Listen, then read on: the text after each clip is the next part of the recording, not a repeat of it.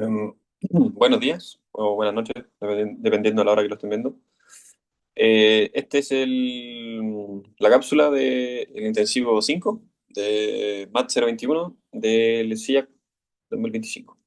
Entonces, eh, vamos a ver límites, otra vez, y bueno, al infinito en este caso, y el número de Euler. Entonces, el primer ejercicio nos pide encontrar. O sea, acá son dos enunciados, o sea, acá son como dos ejercicios. Esto debería ser un ejercicio y otro. Pero hablan de límite igual, así que por eso los dejé juntos. ¿Ya? Entonces, primero nos dice encuentre el perímetro de un enégono regular inscrito en un círculo de radio R. Ya, esto es importante. Que sea enégono significa, es como un polígono, como un, no sé, un triángulo podría ser, que ahí sería n igual 3, n igual 4 sería un cuadrado, n igual 5 ya sería un pentágono, esto sí. Y así. Entonces, que sea regular también significa que todos sus lados van a ser iguales. O sea, que el cuadrado va a ser literalmente un cuadrado, no va a ser un rectángulo. Y que esté inscrito es que va a tomar como el círculo de esta forma. Por ejemplo, si yo tengo acá el círculo, inscrito significa que sus puntos van a estar ahí. Van a estar dentro del círculo al final. O me quedo re mal, pero se entiende. Ahí. Ahí. Entonces, bueno, y este círculo nos dicen que tiene radio R, ¿cierto? R. Y que hay que usar todas las medidas en radianes para cualquier función trigonométrica. Y también aquí, esto es lo que nos piden realmente, que es cuando n crece indefinidamente, o sea, se va al infinito, ¿a qué valor tiende el perímetro? Ya, entonces, vamos un poquito a analizar esta pregunta y después vamos a encontrar el perímetro de un n-gono regular, porque al final esto lo vamos a tener que después demostrar, o sea, vamos a tener que llegar a como una igualdad de que este perímetro eh, va a tender a algo en específico. Entonces, si se fijan acá, tengo tres dibujitos igual ya acá, preparados. Cuando partimos con el triángulo, al hacer la sumatoria de los perímetros, queda esos tres lados sumados, ¿cierto? En el rectángulo tenemos estos cuatro. En el pentágono, este es un... Sí, un pentágono. Un, dos, tres, cuatro, cinco. Ya, y después viene el hexágono, entonces esto se va a ir dividiendo cada vez, este lado va a ir cada vez haciéndose más chico, más chico, más chico, más chico. Entonces va a llegar un punto en que este lado va a ser puros puntitos. Y eso va a pasar, que se van a agrupar todos los puntitos como tan cerca del círculo, porque al final están siempre tomándolos, como estos puntos. Entonces L prácticamente va a tender a cero, o sea, va a ser como un punto. ¿Y eso qué va a hacer? Que el perímetro, o sea, que la sumatoria de todos los lados, o sea, de estos lados, perdón, de estos lados, porque acá estaría sumando puntitos, va a tender al perímetro del círculo. Pero al final le estoy haciendo muy chico este lado. Entonces van a ser puntitos. Entonces lo que nosotros queremos demostrar es que el perímetro, eh, cuando los lados, cuando estos lados tienden a hacerse muy chicos, va a ser igual al perímetro del círculo, que es 2pi por r, ¿cierto? Y vamos a demostrar eso ahora sí, encontrando el perímetro de un n-gono regular y haciendo que n crezca indefinidamente. Ojo que si se fijan, L es, lo voy a escribir así, pero no es realmente así. Eh, a lo que voy es que el L depende también de otras cosas, pero es inversamente proporcional. O sea, si es que el N crece mucho, el L se va a hacer muy chico. Es lo que les decía, por el final se va a hacer tan chico esto cuando los N sean muy grandes. O sea, van a ser muchos puntitos, puntitos, puntitos, puntitos, puntitos. Entonces, decir que L tienda a cero es lo mismo que decir que N tienda al infinito. ¿Ya? Entonces, acá nos está preguntando eso. ¿Qué pasa cuando crece indefinidamente? O sea, en estricto rigor ya tendríamos respuesta a la pregunta que nos piden.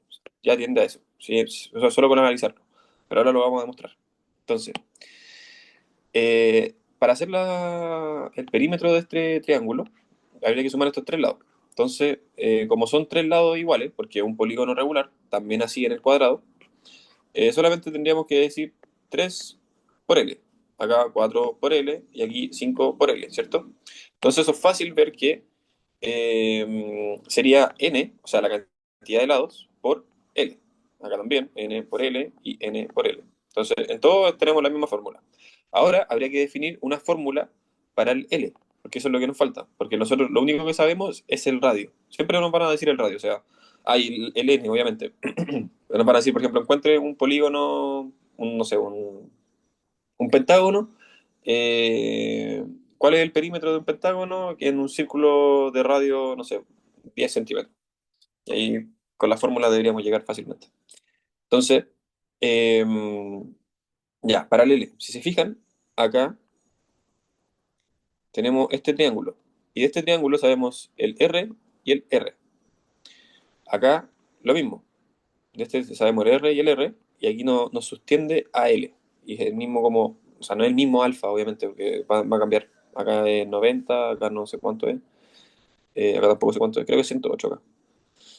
R, R y L. Entonces, si se fijan, tenemos en todo el mismo triángulo. Entonces, podemos intentar de buscar este triángulo, una relación tal que cumpla para todos, que va a calcular el L, exclusivamente cambiando el valor de ese L cuando vaya cambiando el N. Sé que es un poco enredado lo que dije, pero vamos a darle mejor y ahí se van a dar cuenta. Entonces, el triángulo de acá, yo lo puedo ver así. Lo voy a partir acá y acá tengo, esto sería alfa medios. Esto conozco que es R, esto sé que es 90, esto me da lo mismo, pero lo puedo calcular. Y acá tenemos L medios, ¿cierto? Entonces yo voy a decir, L medios es igual a qué? Eh, Esto queda, para que lo vean más claro, queda seno de alfa medios es igual a L medios partido en R. Entonces queda que R por seno de alfa medios es igual a L medios. Y este 2 pasa para acá, ¿cierto? Ahí se va. Entonces ahora ya tengo una expresión que viene desde el análisis del triángulo a su triángulo chiquitito, tal que me da el L. Y fíjense que este L no depende de... Ah, ojo, ojo, ojo. Aquí hay algo que nos faltó. Y aquí el alfa tampoco lo conocemos, en teoría. O sea, no es un dato que nos vayan a dar. Pero si se fijan, acá tenemos un alfa, dos alfa, tres alfa. Un alfa, dos alfa, tres alfa, cuatro alfa. Un alfa, dos alfa, tres, cuatro, cinco. Eso significa que el alfa no es más que 360 partido en n. Aquí lo estoy haciendo en grados, sé que me dijeron en radianes, pero lo voy a hacer en grados exclusivamente porque me es más fácil trabajarlo y después es reemplazarlo nomás. Es expresar el resultado en. Entonces, esto va a ser alfa. Entonces acá ya podemos reemplazar 2R por seno de 360 partido en n y por 2, ¿cierto? Entonces, este 2 va, va a morir ahí con el 360 y se va a transformar en un 180. Aquí, n. Esto va a ser igual a L. Entonces, y ahora ese 180 lo vemos ver al tiro como 180 es igual a pi, ¿cierto? Entonces aquí también ya lo reemplazamos directamente y ahí ya tenemos en radianes la expresión. Bien, tenemos una expresión ya completa, que ahora si se fijan solamente depende de datos conocidos, de R y de N, de nadie más. Acá para el cuadrado vamos a hacer el mismo análisis y rápidamente nos vamos a dar cuenta que vamos a llegar a lo mismo. Porque si se fijan, acá que tengo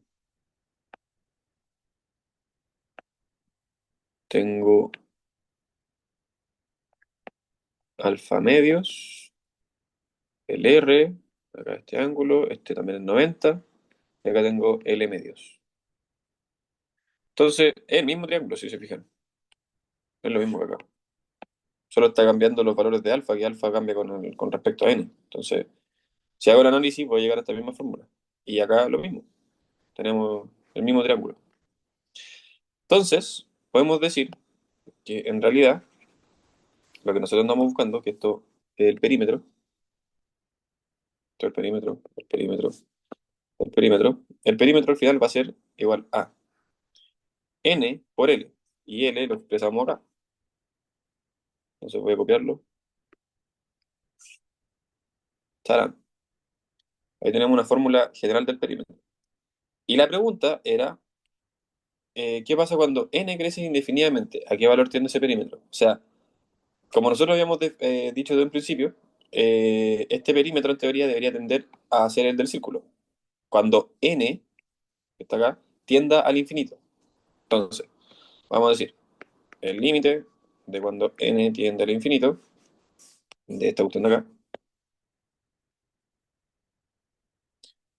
y... espera, aquí. Ah, ya. No, no lo escribí aquí.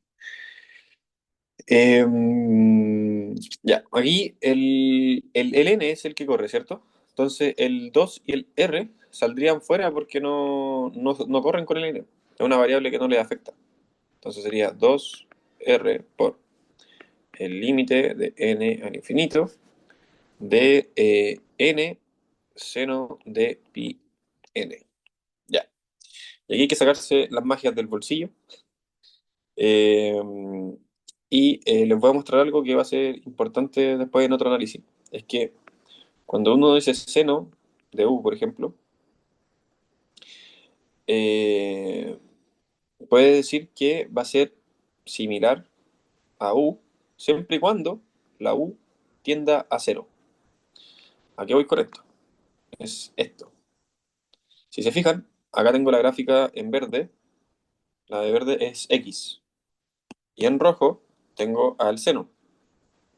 Y cuando dejo las dos activadas, cuando se acerca a cero, fíjense, más o menos del 0,3 y del -0,3 ya son casi idénticas. No hay mucha distinción. Obviamente al infinito o cualquier otra parte de evaluación son muy diferentes, pero en este punto donde es cercano a cero, sí son muy similares. Entonces, podríamos ocupar eso y ver que, ¿se acuerdan lo que les dije? Que si n tendía al infinito, L tiende a cero. También pasaba con alfa. Si se fijan, acá el alfa es mucho más grande, se va achicando, se va achicando. Y después cada vez se va a ir achicando más.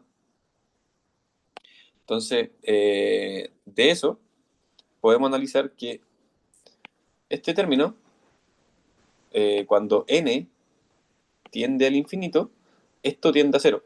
Lo voy a analizar como por separado. Entonces voy a decir que pi n, cuando n tiende al infinito, esto tiende a cero. Cero. Lo dejé así como aproximado porque en realidad nunca va a llegar a cero, pero eh, sí tiende a cero. Entonces, podríamos hacer un reemplazo acá. Como habíamos dicho que u adentro del cero va a ser más o menos similar a u, podríamos decir que este sea nuestro u. Entonces, ¿a qué va a ser igual a esto? A pi n, que es nuestra variable al final. ¿Cómo decir u igual a pi n? Eh, aunque, sí, sí. Y después del seno, vamos a decir que seno de u va a ser más o menos u, y esto va a ser igual a pi n. Eso. Al final es reemplazar de esa forma. Podrían hacerlo como más estricto de hacer el cambio de variable y la cuestión, pero es lo mismo. Entonces, de aquí, esto se elimina y me quedaría que este límite, como ya no hay ninguna n, me quedaría igual a pi. O sea, este en específico, perdón. Ahora para ser ordenado tendría que ser pi por 2 por r. Y si se fijan, es lo que estábamos buscando. Ahí lo escribí desordenado, pero todo pi, r y r. Y también le cambié el r, pero ya, da lo mismo, sí. Al final, demostramos que cuando este perímetro lo hago tender al infinito con el n, sí tiende al perímetro del círculo, que es lo que esperábamos. Ya, vamos con el b. El B tiene algo que igual a lo mejor necesita un poco más de explicación, Ojo, acá está la enunciado. Ya, mira. Se considere la función que le resta al 1, porque acá está indefinido, eh, definida por esta función, y obtenga todas las ecuaciones de la recta asíntotas. Ya, entonces, en este caso, voy a escribir acá la ecuación en el GeoGebra para que la puedan ver. Ya, es uf, menos 2x. Ah, va, ahí. X menos 1. Ya, y esto lo voy a ocultar. Creo que es esta, ¿no? No, no, esta. Me equivoqué. ¿Qué puse mal? Era el más 2. Más 2. Ahí sí. Ya. Entonces, si se fijan, como que la función aquí, como cerca del 1 como que tiende a no sobrepasar ese 1. Como que de ahí se cambia de un sentido al otro. Como viene positiva desde acá, o sea, como del infinito. Viene negativa, en verdad. Y después pasa a lo positivo. Pero en ese punto como que no pasa, porque se están definiendo. Y lo otro es que acá sí pueden ver como que hay esto es como una línea recta prácticamente, como se quiera tender a una línea, pero nunca la toca. Y eso también es otra asíntota, es una asíntota oblicua.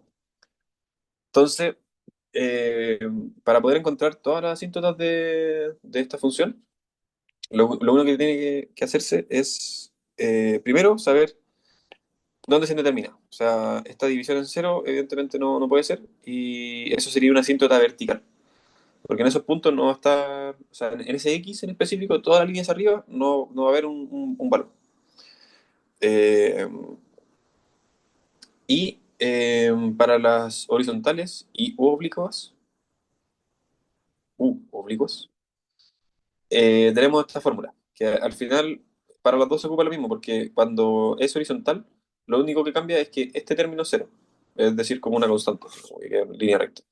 Porque esto, si lo recuerdan, esto es la pendiente y este es el interceptor. ¿De qué? De la ecuación de la recta. Tenemos m por x más b. Esa es la ecuación de la recta. Entonces, lo que nos piden es encontrar esa recta. La primera es fácil, la vertical, que son las asíntotas. Entonces, asíntota vertical, va, vertical. Tenemos x menos 1 igual a cero. Ahí es donde se indetermina esta función porque es una fracción. Entonces, esto quedaría como que x es igual a 1. Ahí tenemos la primera asíntota. Entonces la vamos a marcar. Y de las oblicuas tenemos que hay que encontrar la ecuación. Entonces, al encontrar la ecuación es ocupar esta fórmula, no directamente.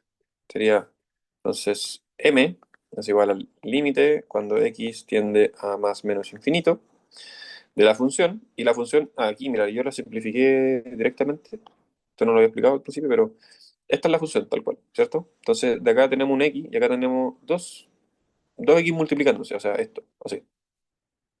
Entonces sacamos una de cada lado, entonces nos queda acá afuera, y esta como tenía dos pasa a ser una, y acá como había una queda el puro dos. Y esto nos sirve porque al final, si se fijan acá en la ecuación, o sea, en la fórmula, tenemos dividido en x, entonces podemos cancelarlo al tiro con ese x. Entonces vamos a decir, voy a buscar esto, y aquí está la fracción mayor, aquí tenemos un x, y aquí tenemos un 1, en teoría, ¿cierto? Extremos con extremos, medios con medios, este se va, y quedaría así. Y ahí, mucho más fácil calcular el límite. Entonces, ¿qué es lo que hacemos cuando tenemos este tipo de ecuaciones, el límite al infinito? Vamos a dividir, o sea, en verdad, multiplicar por un 1 conveniente, que sería eso, ¿cierto? Eso es un 1. Y como se está multiplicando con cada uno de estos términos, me va a quedar este con este, se cancela la x y me quedaría un 1, ¿cierto? Y el 2 me quedaría como dos 2 partido en X, ¿cierto?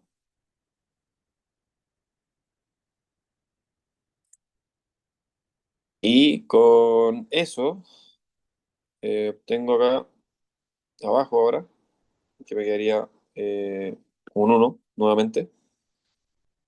Y acá quedaría como menos uno partido en X, ¿cierto? Ya. ¿Qué es lo que pasa?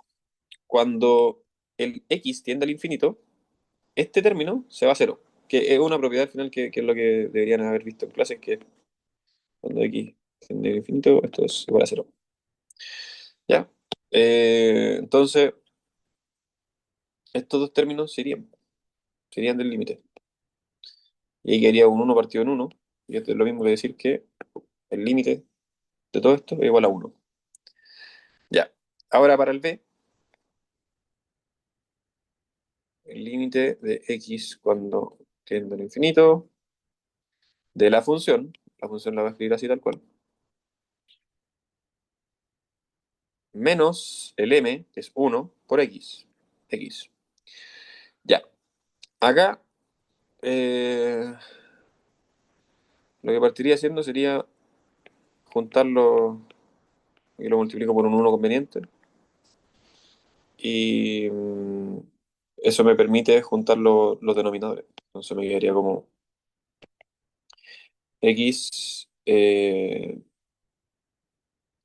x más 2 menos x menos uno partido en x menos uno, ¿cierto? Entonces, acá podemos factorizar las x y nos quedaría como x más 2 menos x más uno. Fíjense que este se la da ese y después ese lo cambia. Entonces, aquí ya sabemos que estos se van a cancelar. Lo voy a poner en rojo para que se vea más. Y x menos uno. Entonces, esto quedaría como x partido en x menos uno.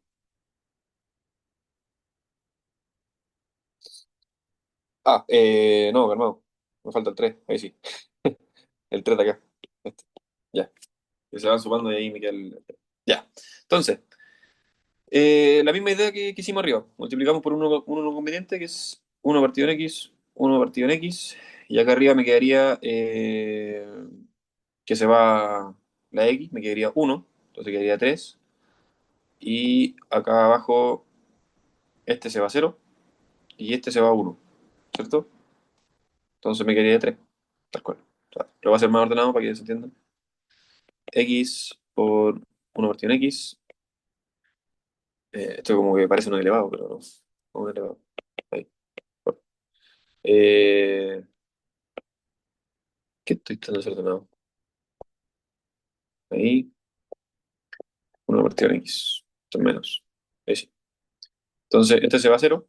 Este se cancela, queda un uno. Este se cancela, queda un 3. Listo. Y ahí queda un 3. Esto entonces, que el B, ya, entonces vamos a escribirlo bien, como para respuesta. Entonces quedaría que la otra oblicua, o sea, la otra asíntota es esta oblicua que es x más 3. Y estaría la respuesta de la pregunta.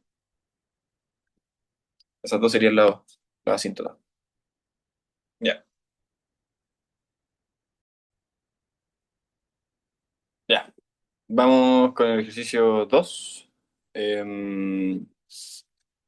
Acá tenemos determinar los valores de las constantes m y n, de modo que las siguientes funciones sean continuas en R. Ya, esto es más de límites, pero centrado en el cero, va a ser. Ya no, es más por trigonometría que estoy haciendo este ejercicio. Eh, y para repasar un poco de límite. Entonces, eh, la función va a ser desde cero hacia abajo, o sea, sin contar el cero, de cero hacia abajo, va a ser esto. En el cero, en el mero, mero, mero, mero cero, va a ser igual a esto. Y para x mayor a cero va a ser esto. Entonces, nos dicen determinar los valores de la constante m y n de modo que sea continuo. Entonces, si es que tiene que ser continuo, significa que todos los puntos tienen que estar unidos. Como una función así. Da lo mismo la forma, o si es que parte así y después termina como así, ya da lo mismo. O sea, lo importante es que no tenga esto, de continuidad. Entonces, ¿qué podría causar una discontinuidad? Es que al final este cero acá hace que se indetermine y aquí también. Entonces, no nos va a dejar como evaluar la función directamente. Entonces, tenemos que hacer que el límite de esto y el límite de esto tienda al mismo límite que esto. O sea, que sería evaluar en cero nomás, porque esto no tiene otra opción de evaluación. Entonces, si evaluamos el mx, es el nx más 5 en cero, esto quedaría igual a 5. Y el x igual a cero, ¿cierto? Ya, entonces, lo que tenemos que hacer entonces es que esto tienda como límite a 5 y esto también tienda como límite a 5. Entonces, vamos a decir, el límite del seno de nx menos el seno de mx partido en x, cuando x tiende a cero. Ya, acá recordar un poquito lo que uno busca en este tipo de ecuaciones, que siempre es tener algo de este estilo, eh, o al revés, lo mismo pero dado vuelta,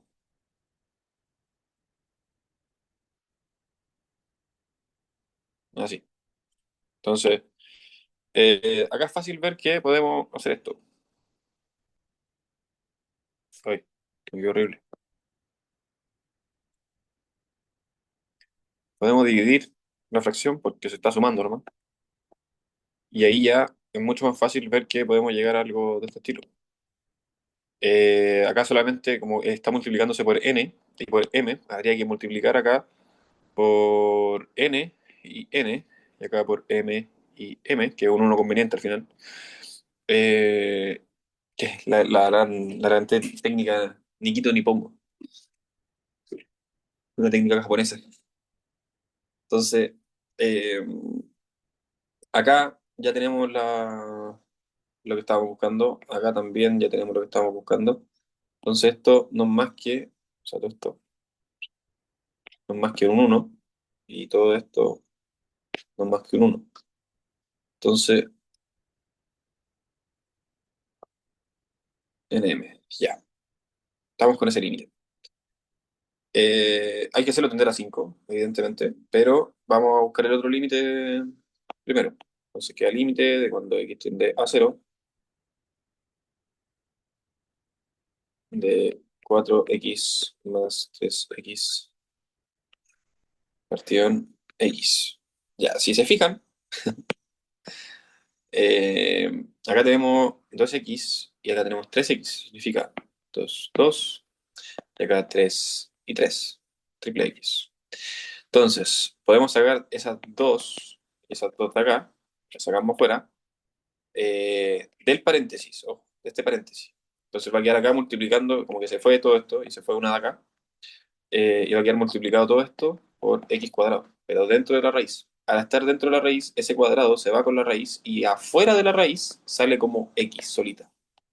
Entonces, vamos a decir que esto es igual a el límite de x cuando tiende a, perdón, a cero, de m de x, y adentro de la raíz queda el 4 más el x, nada más. Y acá queda x. Y ahí podemos eliminar esa x, que era el problema que se determinaba. Y ya cuando uno elimina, por lo general, ya está listo para poder seguir evaluando. Entonces, en este caso, si evaluamos el x ahora acá, esto se va a cero. O sea, todo esto, perdón, se va a cero. Quedaría solamente el 4 y el 4 dentro de la raíz quedaría como 2 al cuadrado. Por la raíz se va. Eh, y esto quedaría como m por 2. Eso es el límite, porque ahí hicimos tender el x a 0. Ya, entonces, ¿qué nos quedaría? Nos quedaría hacer la igualación. Entonces, decir que m2 es igual a 5 y que n menos m es igual a 5 también. Entonces, aquí el m va a salir fácil. El m sale como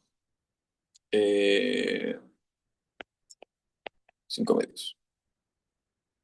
Y acá reemplazando te quedaría como n es igual a 5 más m, que m lo reemplazamos como 5 partido en 2. Y este 5 lo podemos ver como 10 partido en 2. Y esto quedaría como eh, tenemos 15 partido en 2. Y ahí tenemos las dos variables que nos pedían, las dos constantes, m y n. Ya, vamos con el último ejercicio. Ya, de este ejercicio es de Euler. De resolver esta ecuación tal de encontrar todos los valores reales de x que satisfacen esto. O sea, que al final que toda esta expresión es igual a 2. ¿Ya? Vamos a recordar un poquito lo que es el número de Euler, que al final es un número irracional, que se expresa así, que es una constante al final. Esto es un número, tal cual, como un número. Y la exponencial, bueno, se pone así, que es el Euler por el elevado a la exponencial. Y dentro del logaritmo natural eh, sale el x, tal cual. Esto por propiedades de logaritmo. Si no me equivoco, el logaritmo natural es como un log, log e. Y acá sale así. Y por eso se escribe como logaritmo natural, ¿no? Pero no me acuerdo bien ahí como la historia del logaritmo natural. Y bueno, también esto lo contrario, que reemplazando toda la x, o sea, x, o sea, reemplazando esa x con un logaritmo natural, devuelve también la x. ¿Ya? Son inversas, al final. Ya, entonces, vamos a tener ex más 3x a la menos 1. Y este 2 lo podemos pasar directamente para allá. Entonces quedaría como 4. Y acá lo que podríamos hacer es decir esto.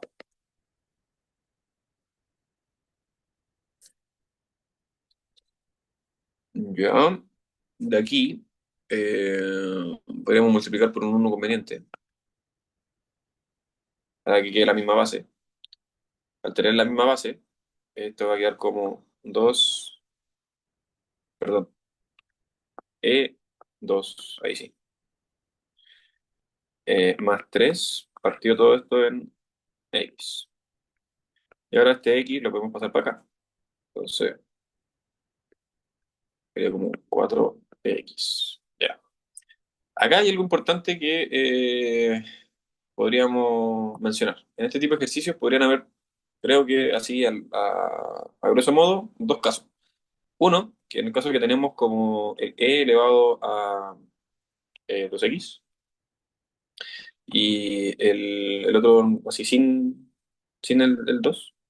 ¿Por qué esto es un caso? Porque al final aquí yo no puedo juntar este con este. No hay forma. O sea, podría factorizar un poco, pero eso igual me dejaría como la variable x atrapada. No puedo dejar como un ex aquí solito y que todo lo demás esté por acá. Siempre va a aparecer algo como sumándose o algo por el estilo. El otro caso es que, claro, puedes dejar el x solito, con una expresión todo completo acá. En este caso no se puede. Entonces, como en este caso no se puede, hay que ingeniárselas con algo sacado del bolsillo. Ese cuadro está bien, sí. X más 3. Aquí tiene pinta esto, aquí tiene pinta. Esto lo voy a dejar por acá. Si ustedes hacen u es igual a x, esto va a quedar como u al cuadrado más, perdón, menos 4u más 3 es igual a 0. Y esto es una cuadrática. B menos, perdón, más menos b cuadrado menos 4ac partido en 2a. Entonces, ojo, aquí para que entiendan cuál es la relación de esto. O sea, partimos de esta ecuación, ¿cierto? Ya, la logramos expresar de esta forma, o mejor dicho, de esta forma. Al darnos cuenta que es una cuadrática, eso significa que el x, o sea, perdón, acá nos dimos cuenta que era una cuadrática. Entonces, significa que el U tiene que pasar, puede pasar dos veces por el cero, una vez por el cero o ninguna vez por el cero. Entonces, si nos da que ninguna vez por el cero, eso significa que esto no tendría solución. Eh, o sea, solución me refiero de que no va a haber X que cumpla que esto se haga cero. Perdón, voy a silenciar el teléfono. Ahí sí, ya. Eh, en el caso que esto sí nos dé alguna solución, eso significa que esas soluciones de U no van a ser directamente X, sino que después habría que reemplazarla acá. Y ahí vamos a encontrar las X tal que hagan que esta cuestión sea, o sea, que toda esta expresión sea real, ¿cachai? Como que sea, que exista. O sea, en definitiva, si ustedes quieren después comprobar esto, el resultado que les dé de la X lo tienen que reemplazar acá arriba y tiene que ser igual a 2. Esa es la idea. ¿Cachai? Ya, entonces, vamos a encontrar eso. Quería como menos b sería 4 más menos raíz de 16 menos 4ac sería 12 y eso quedaría como 4. Esto quedaría como 4. Al quedar como 4 queda como 2 elevado al cuadrado, se va con la raíz. Ya. Y 2a, la e1, así que 2. Entonces tenemos que el U1 y el U2, ¿cierto? En este caso quedaría arriba, o sea, con el positivo, sería 6 partido en 2 sería 3 y 4 menos 2 serían 2 1. Y ahí tenemos los U, ojo, los U. Entonces, en ese caso, ahora habría que reemplazar esto en el EX, o sea, decir, 3 es igual a EX y 1 es igual a EX. En estos dos casos, lo que vamos a aplicar es logaritmo natural. Logaritmo natural. ¿Por qué? Perdón, ocupando esta propiedad acá. Esto. Entonces, ¿qué va a pasar con eso? Que voy a decir que logaritmo natural de 3 va a ser igual a x. Y ahí tengo el x. Ojo, cuando lleguen a este tipo de cosas, esto es una constante, es un número. O sea, esto es un resultado ya. Que esté dentro del logaritmo significa que ustedes simplemente no saben cuánto vale ese logaritmo, que lo tenían que calcular. Pero lo dejan expresado así nomás, porque hay logaritmos obviamente que son fáciles, como el siguiente, que quedaría como logaritmo de uno es igual a x, y el logaritmo de uno es igual a cero. ¿Ves? Entonces, eh, ese ya se lo pueden obviamente reemplazar. Pero bueno, eso es realmente lo que había que hacer. Ahí encontramos los x. Entonces, si ustedes reemplazaran, yo no lo voy a hacer sinceramente, pero si ustedes reemplazaran el logaritmo natural de 3 y el cero en esta ecuación, como acá primero el logaritmo, después el logaritmo, esto debería darle igual 2. Así que ponen aquí al cero y el cero, esto debería darle 2. Creo que ese es fácil, el del cero es fácil. Primero, esto te queda como uno, esto te queda como uno, y aquí te quedaría uno más 3 te quedaría 4 partido en 2 da 2. Ya, y el de 3 ahí se lo dejo a ustedes. Estamos. Ese sería el intensivo número 5.